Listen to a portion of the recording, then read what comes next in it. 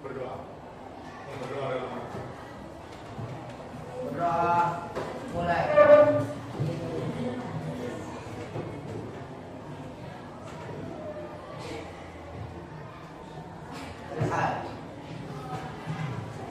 Baiklah, terima kasih anak-anak. Pada pertemuan yang sebelumnya saya telah menjelaskan tentang kecerdasan artifisial, yang mana penggunaannya sudah kalian gunakan. Baiklah, pada pertemuan hari ini saya akan menjelaskan bagaimana berpikir komputasional. Berpikir komputasional mungkin kamu pernah membaca ya di buku yang sebelumnya di informatika ada. Mungkin apa sih pengertian dari berpikir komputasional itu? Ada yang bisa menjawab? Tidak ada? Saya lanjutkan.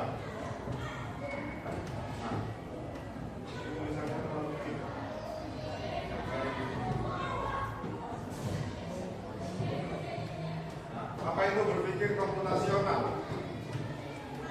Berpikir komputasional adalah metode pemecahan masalah dengan cara sistematis menggunakan konsep ilmu komputer. Ini bukan cerita. Saya ulangi. Apa itu berpikir komputasional?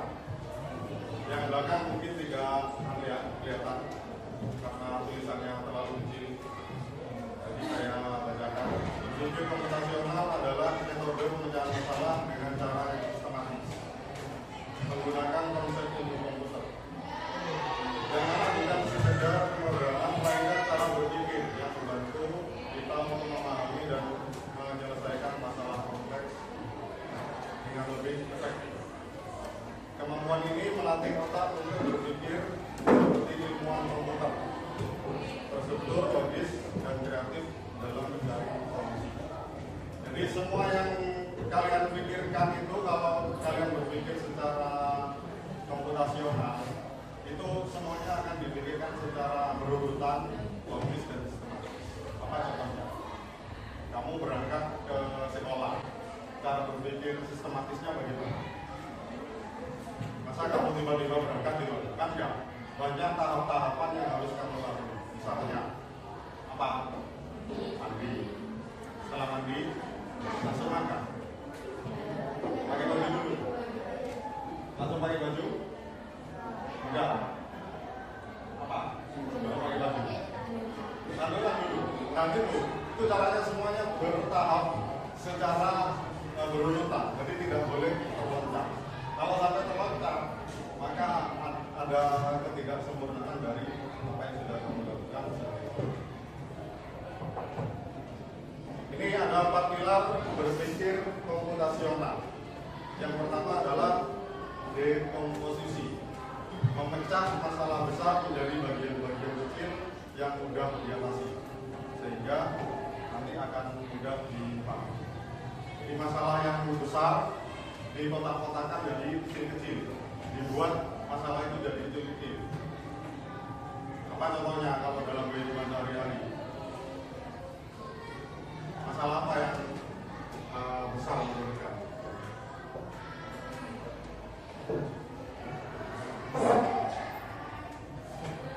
Misalnya ya itu tadi, seperti apa? Kamu berangkat ke sekolah supaya tidak terlambat, bagaimana caranya? Ada step by step yang harus kamu lalui.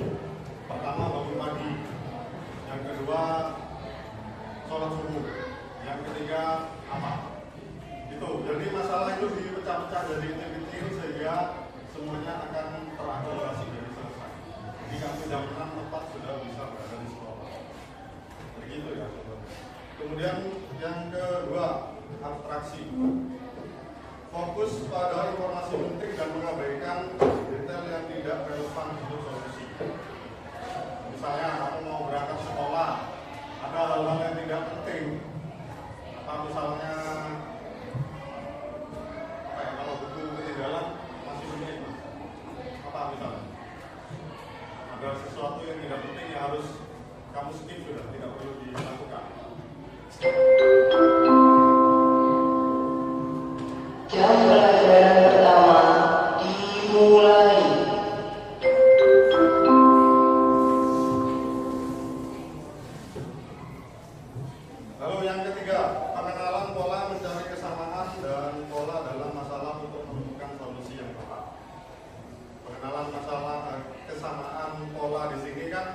setiap kejadian itu selalu berulang-ulang.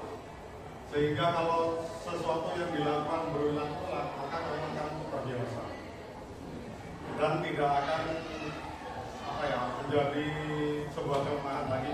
Jadi kalau kamu sudah terbiasa bangun pagi, kemudian melaksanakan sholat sebelum jam 5 pagi, kalau kamu sudah biasa itu, dan itu terus berulang, terus hari libur Sabtu dan Minggu kamu laksanakan, maka insya Allah itu akan menjadi kebiasaan yang baik untuk kamu. Sehingga pola-pola itu tadi yang terjadi setiap hari sampai dengan kamu tidur malam, yang kamu lakukan setiap hari, itu akan menjadi kebiasaan. Itu cara berpikir komputasional dalam pengenalan pola. Kemudian yang keempat, algoritma. Membuat langkah-langkah solusi secara struktur, logis, dan dapat diulang. Maksud dari algoritma ini adalah setiap apa yang kamu lakukan, kalau misalnya terjadi kesalahan, kamu bisa mengulangnya lagi dari awal. Misal, kamu mengerjakan soal tes 1 sampai dengan 5, ternyata yang nomor 2 salah, kamu bisa mengulangi lagi. Yang 1, 3, 4, dan 5 tidak perlu, karena kamu sudah mengerjakannya dengan benar. Lanjut. Mengapa berpikir komputasional itu penting? Karena ini dapat melatih otak. Melatih otak untuk apa? Mengembangkan kemampuan berpikir logis, kreatif, dan terstruktur untuk menghadapi berbagai tantangan. Tantangan dari zaman ke zaman itu selalu meningkat. Kalau dahulu zaman saya masih sekolah tidak ada tantangan di media sosial internet. Paling tantangannya apa? Ya, yang bisa dilakukan secara manual bukan secara digital. Kalau zaman saya dulu sekolah, tantangannya ya bullying sesama teman biasa. Kalau sekarang bullying tidak hanya terjadi sesama teman, bisa jadi orang yang tidak kenal membuli kita, menghubungi kita lewat sosmed, meneror kita dalam kehidupan sehari-hari, bisa jadi. Kemudian efisiensi pemecahan masalah. Nah, ini efisiensi masih berkaitan dengan 4 pilar tadi. Jadi pemecahan masalah itu supaya lebih efisien. Mengapa? Karena tadi itu hal-hal yang tidak diperlukan di skip saja, tidak perlu dipikirkan. Kemudian yang ketiga, keterampilan abad 21. Abad 21 sekarang ini ya, mulai tahun 2000 ke atas sampai dengan 2100 abad 21. Apa saja tantangan dari abad 21? Tentunya membutuhkan skill khusus untuk menghadapi abad 21 yang kalian hadapi sekarang ini. Next ya. Contoh dekomposisi dalam kehidupan sehari-hari. Yang pertama, merencanakan perjalanan ke sekolah. Seperti yang saya sebutkan tadi, yaitu persiapan berangkat. Kemudian naik angkutan dan berjalan kaki. Ada juga proses dekomposisi dari membuat tugas proyek. Yang pertama adalah fase riset, cari bahan yang mau diteliti, kemudian fase menulis, dari apa yang sudah diteliti ditulis, diketik. Dan yang ketiga fase presentasi. Jadi nanti ada lembar kerja yang harus kamu kerjakan secara berkelompok sesuai dengan membuat tugas proyek, tugas riset, menulis, dan presentasi. Masing-masing kelompok nanti presentasi sama. Ya? Siap? Lanjut.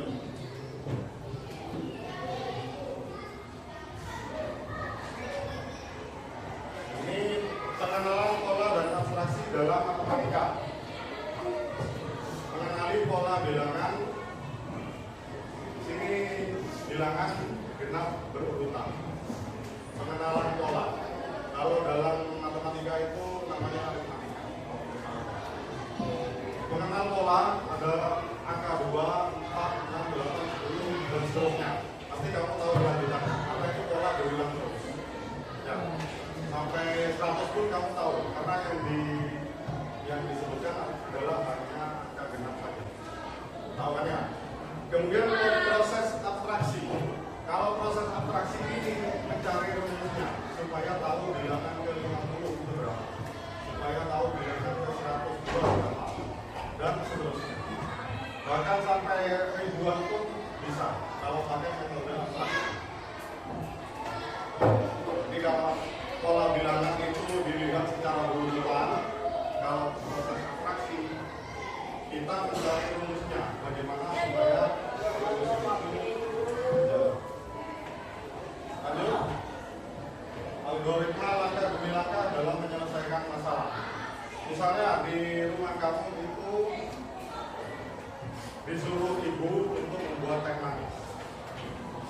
yang harus kamu lakukan step by step-nya, langkah demi langkah untuk menyelesaikan masalah itu. Kan tidak mungkin teh langsung dicelup dalam air, tidak mungkin. Yang pertama harus merebus air dulu. Setelah rebusan air sudah cukup, maka apa? Celupkan teh. Celupkan teh ke dalam air panas. Kemudian yang ketiga, tambahkan gula. Dan yang keempat, aduk bersama. Ya. Jadi step by step ini harus dilakukan supaya dapat membuat teh manis. Jika kalian skip satu langkah saja, maka kalian harus mengulangi lagi kali. Misalnya, kamu tidak memasukkan teh panas, tehnya habis. Jadi kan nggak jadi.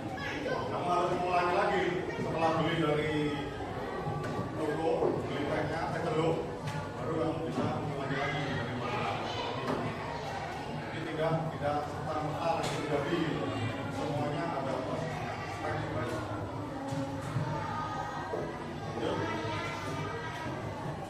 Dan ini berpikir komputasional di sekolah dan di dunia nyata. Jadi kalau di sekolah kamu biasa berhadapan dengan matematika dan IPA. Apa yang harus kamu lakukan ketika berhadapan dengan mata pelajaran yang menurut sebagian besar orang, sebagian besar anak, sebagian besar siswa itu susah atau sulit? Yang pertama, membantu memecah soal kompleks, mengenali pola dan rumus, menyusun langkah penyelesaian instrumen. Yang kedua, dalam linguistik bahasa Indonesia, apa yang bisa kamu lakukan dengan berpikir komputasional? Yang pertama adalah mengorganisir ide dan dalam menulis, menganalisis struktur teks dan menyusun argumen secara logis. Dan yang ketiga adalah teknologi masa depan. Adalah fondasi untuk pengembangan aplikasi robotika, artificial intelligence, dan inovasi teknologi lain. Ya, sebenarnya ini hanya contoh dari 3 aspek, 3 mata pelajaran. Dari mata pelajaran yang lain-lain juga pasti muncul juga berpikir komputasional, apalagi mata pelajaran informatika.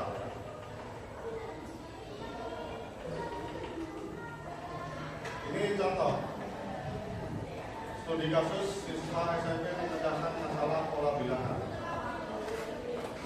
Awalnya saya bingung dengan pola bilangan yang panjang, tapi setelah belajar berpikir komputasional, saya bisa memecah masalah yaitu soal menjadi bagian-bagian kecil, mencari polanya, lalu membuat langkah penyelesaian. Sekarang saya lebih percaya dalam belajar cepat.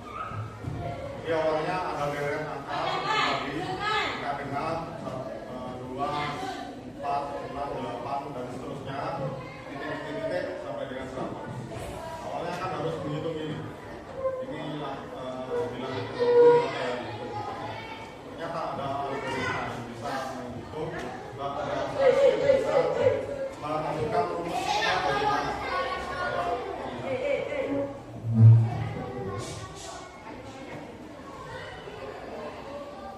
ini seruan untuk mulailah berpikir komputasional mulai hari ini. Ini bisa dilakukan untuk semua orang, bukan hanya siswa, tapi bukan siswa pun juga bisa. Kemudian yang kedua, dengan latihan rutin. Kerjakan berpikir komputasional secara rutin. Jadi jangan pada saat mood saja, kalau nggak mood nggak mau. Ya harus rutin, harus dilakukan setiap hari. Supaya apa? Supaya siap besar kemampuan berpikir komputasionalmu dan siap menghadapi tantangan era di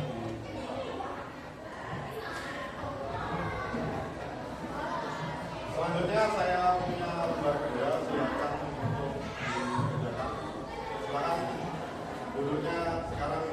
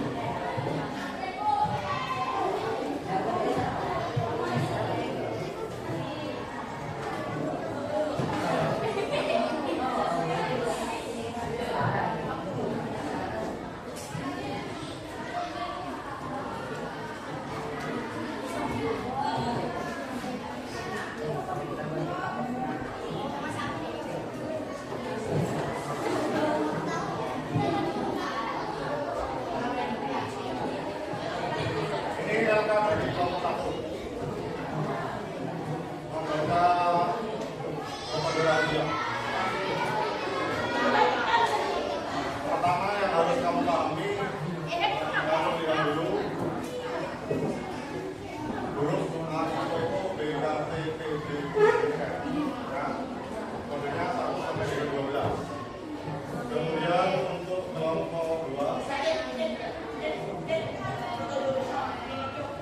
dekomposisi bilangan memecah masalah yang besar menjadi kecil.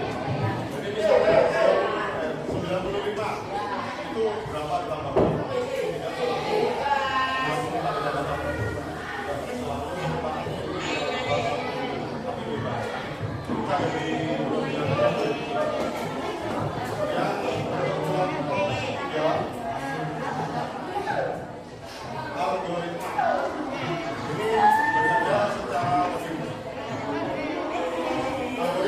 Sesuaikan dengan perintah di bawah. Kemudian naik 8, berarti kamu naikkan 8. 1, 2, 3, gitu ya. Kemudian yang selanjutnya naikkan 6, berarti naikkan 6. Bawah 4, berarti turun 4. Dan yang keempat, angkat pola garis.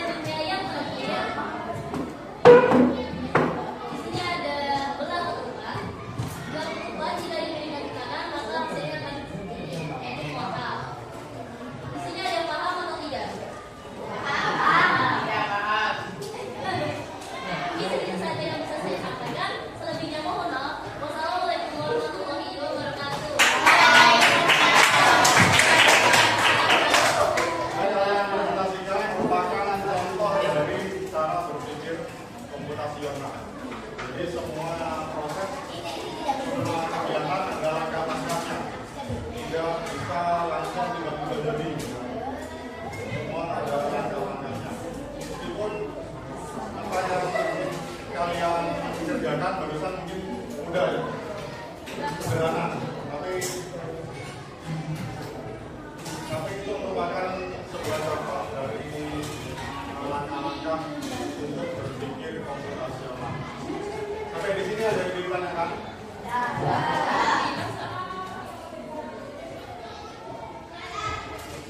Kalau cara bekerja AI sudah tahu, mungkin kebanyakan dari kalian sudah biasa menggunakan membuat gambar atau teks atau foto atau yang lainnya banyak tentang soal atau bahkan bisa dari teman curhat. Ya. Nah, itu gimana cara ChatGPT itu bekerja bisa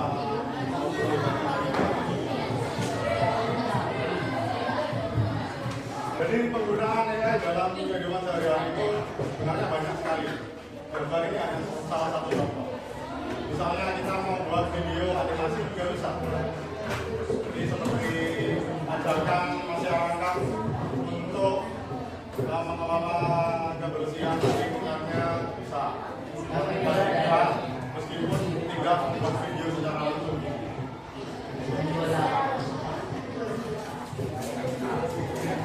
Nah, untuk membuat gambar seperti ini kan ada prosesnya, tidak tiba-tiba langsung jadi. Ada yang namanya prompt. Itu apa?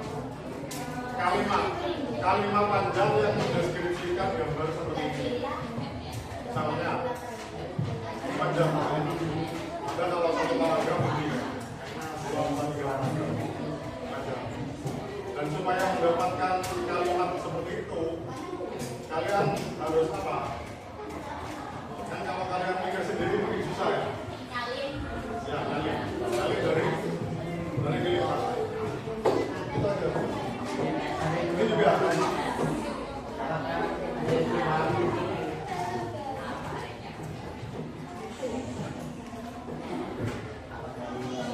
Sehingga apa yang kalian dapatkan dalam medsos sehari-hari belum tentu itu adalah foto atau video yang sebenarnya. Bisa jadi itu adalah editan AI, kecerdasan artifisial. Karena semakin dilatih kecerdasan artifisial, maka akan hasilnya semakin bagus dan semakin bagus. Karena banyak dari data yang diinput.